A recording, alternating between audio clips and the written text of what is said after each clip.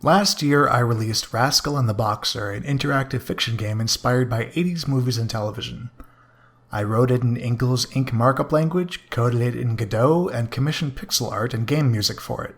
The game turned out well enough that I'm considering turning it into a series spanning the 80s, with each chapter inspired by different movies and television shows. This devlog series will cover the writing and design of the second episode.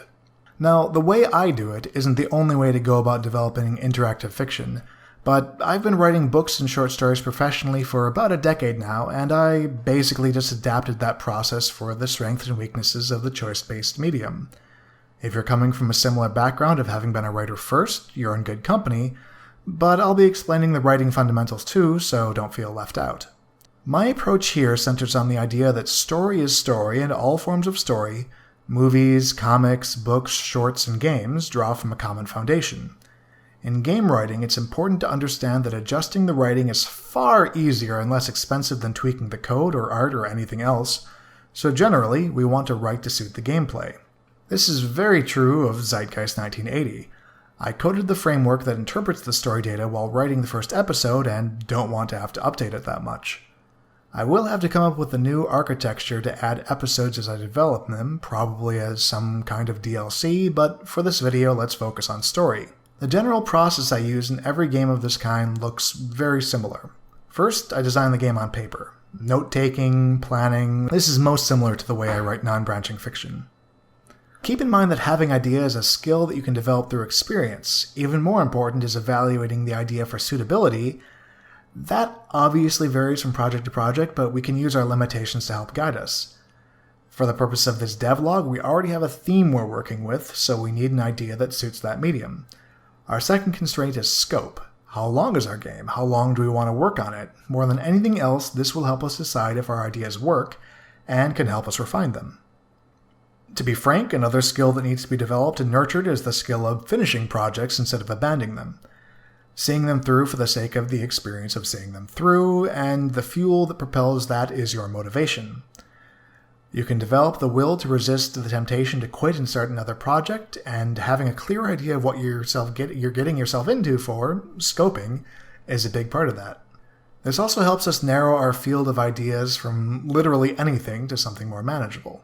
How big a story are we looking to tell? Think of this not in terms of total words written, that doesn't matter, but in terms of the player's experience. Some paths will be longer or shorter, but on average, how much story is the player in for? We already have the first episode's length to use as a general guideline, but I'm not going to try to replicate it exactly.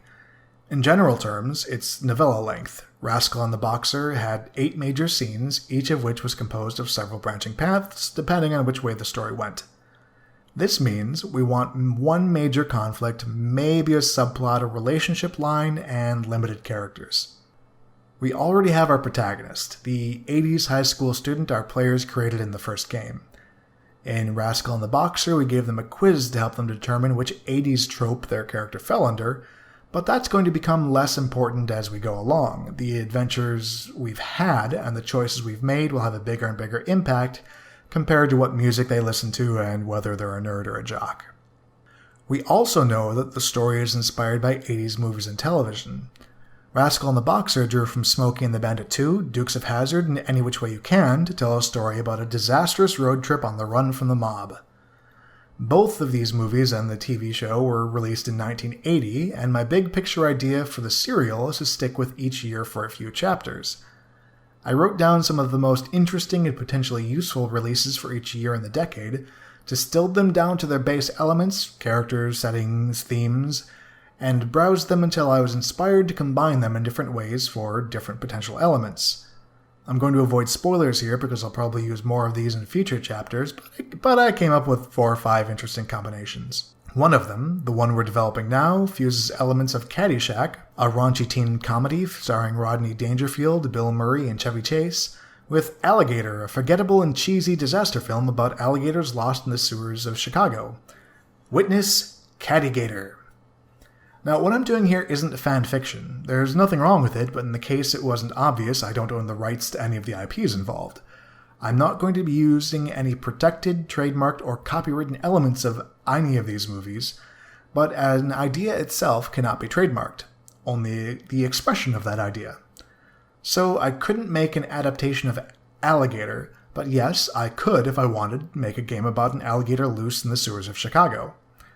Not that I'm going to, but the next step is to watch the source material of each movie and take notes. My goal here is for the game to clearly evoke both movies for players familiar with them. I note who the characters are in each, what they represent, and most importantly, the way the movies fit together. At its core, Alligator is the story of a cop investigating disappearances caused by an alligator grown large due to a research company's illegal dumping of hormone-laden test animals. Caddyshack, meanwhile, is about a young caddy compromising his values while trying to get into the good graces of an asshole judge who will be instrumental in getting the tuition he needs to go to law school. Various shenanigans ensue in the background. Rodney Dangerfield plays a self-made millionaire. It goes on and on and on. So what we're going to do is smoosh these movies together, and what do we get? A giant gopher, mutated by exposure to illegally dumped toxic waste, haunts the tunnels in and around a posh golf club. The club owner is trying to cover it up, but caddies are going missing. There we go, we have our plot.